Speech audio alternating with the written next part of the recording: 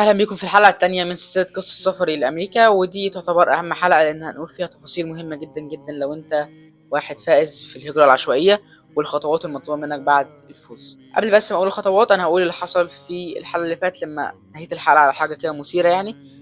يوم النتيجه احنا كنا ناسيين، ولكن اللي فكرنا ان كان في حد من قرايبنا كان مقدم برضه، فهو اللي بعت لنا وفكرنا. وده يمكن لولا احنا ما كناش، يعني الحمد لله ما كناش عرفنا ان احنا من الفائزين. وبعد ما فزنا هنبدأ بقى مرحلة تانية هشرحها لكم على قد ما اقدر بالتفاصيل اللي تقدر تفيدكم يعني. وهنبدأ بأول حاجة. طيب انت دلوقتي واحد فائز في اللوتري، اول حاجة بتتعمل بعد كده ايه؟ اول حاجة بتتعمل انك بتعمل جواز سفر، لو اصلا انت ما عندكش جواز سفر ساري. فلو انت عندك جواز سفر ساري فتمام، الموضوع كله انك تكون عندك جواز سفر ساري.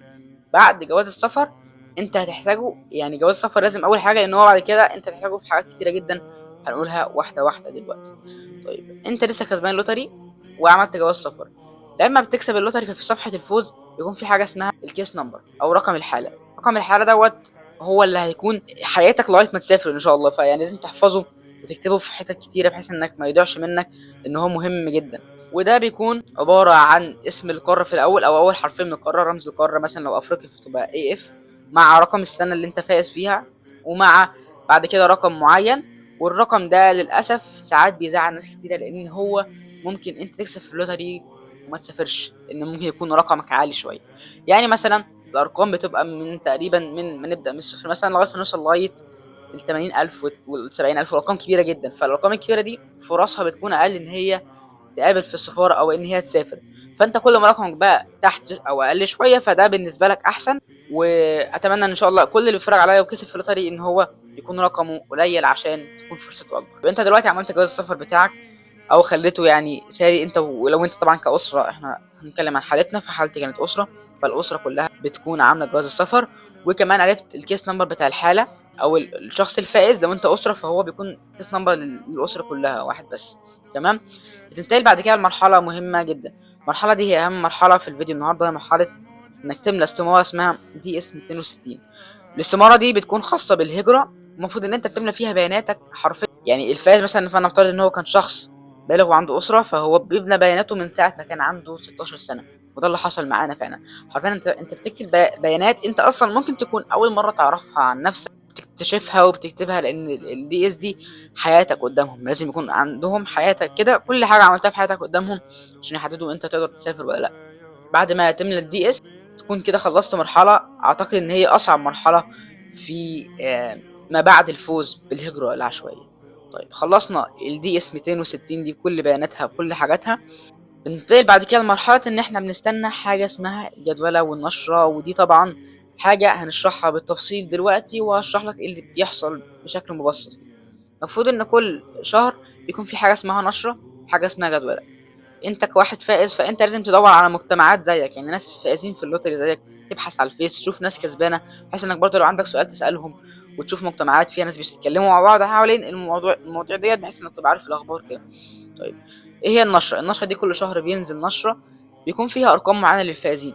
فاكر لما قلت لك الرقم اللي في الكيس نمبر اللي هو بعد رقم اللي بيكون بعد القاره والسنه؟ الرقم دوت لازم يكون معاك لانك بتعرف رقمك. فانت النشره مثلا نازله لغايه رقم 25,000، فانت لو رقمك تحت ال 25,000 فانت كده في احتماليه انك تكون في الجدوله. والجدوله دي بتبقى اسمها جدوله المقابلات، لان انت بعد ما تكسب الهجره العشوائيه لازم تقابل في السفاره.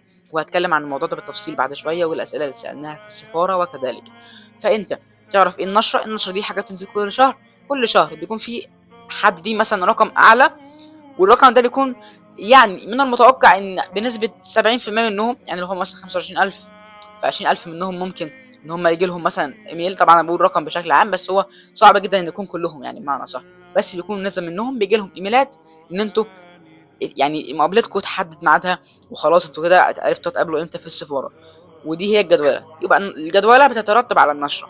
طيب انت دلوقتي فلنفترض انك جالك النشره برقم انت فيه، فانت في الحاله دي بتستنى يجيلك ايميل انت يعني هتقابل في يوم كذا في شهر كذا. ولو انت كنت في النشره وما جالكش مقابله على الايميل بتاعك فده مش حاجه وحشه او حاجه يعني غلط، لا هي حصلت معانا وبتيجي الشهر اللي بعديه بتتبعت لك عادي جدا، فما تقلقش يعني. فنفترض ان الحمد لله حصلت نشره وجه رقمك فيها، وبعد كده الجدوله بعتولك ايميل ان انت ليك مقابله في يوم كذا في شهر كذا. ايه الخطوات المطلوبة منك بعد كده.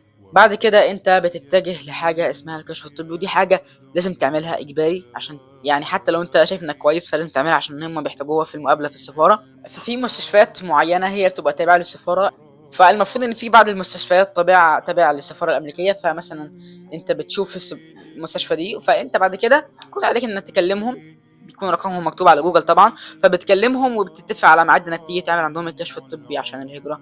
هم يعني بيبقوا عارفين ان هم اصلا يعني مربوطين بالسفارة. فالمهم الكشف الطبي ده ليه تكلفة معينة، لو انتوا اسرة فكل واحد يكون ليه فلوس لوحده، او يعني سعر لوحده. بعد ما بتخلص الكشف الطبي فبعد كده اتجهنا لحاجة هي طبعا خلاص الفيصل، الحاجة اللي تحدد انت مسافر ولا لا، وهي المقابلة. فاكرين لما اتكلمنا عن الدي اس 260؟ فانت لما بتعمل الكشف الطبي بيكون طبعا معاك ميعاد المقابلة، فبتتكل على الله وتروح المقابلة في السفارة الأمريكية. في المقابلة بيسألوك بعض الأسئلة. أنا هقول كحالتنا إحنا كأسرة إيه، مثلا مثال بسيط للأسئلة اللي اتسألت لنا. فمثال بسيط للأسئلة اللي اتسألت لنا كان مثلا زي، يعني أنا فاكر إن إحنا في الدي إس ملينا بيانات يعني من وأنت عندك 15 سنة و16 سنة، سكنك وشغلك وتخرجك وكل حاجة. فدي الحاجات هي الأسئلة اللي بتتسألك. أنت تشتغل هناك، أنت كنت اتجوزت إمتى، اتخرجت إمتى، شغلك إيه هنا في مصر، ويعني أسئلة بسيطة خالص. تخرجك وشهادتك إيه، بكالوريوس مثلا، ثانوية. فيعني اسئله بديهيه خالص. المعروف ان انت لو ما كذبتش في الدي اس باستماره فانت بنسبه كبيره هتتقبل في المقابله. فاللي حصل كان حاجه يعني هخليكم تتوقعوا في الكومنتس، وان شاء الله هنقولها في الفيديو الجاي. اتاكد انك عامل سبسكرايب ومفعل الجرس عشان يبعتلك نوتيفيكيشن او اشعار لما الحلقه الثالثه والاخيره تنزل ان شاء الله قريب.